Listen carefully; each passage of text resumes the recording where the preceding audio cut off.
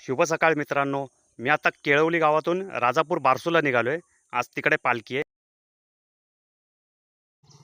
मी आता बारसूला पोचलेलो आहे आणि बारसूला पोचल्यावर आता बघितलं चिक्कूची झाडं आहेत तिथे, कोंबडी.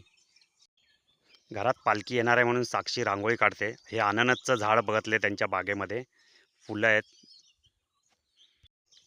ही नारळीची झाडं, असं निसर्गरम्य वातावरण. काजूची झाडं आहेत, काजूची बोंडू. आता ही त्यांच्याकडे नवला देवीची पालखी आली आहे व त्यानंतर खेळे चालणार.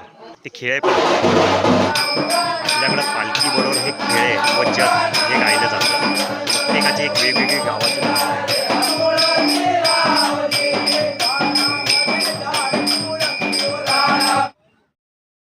मी आलो आपल्या घरी बारसूवर ना.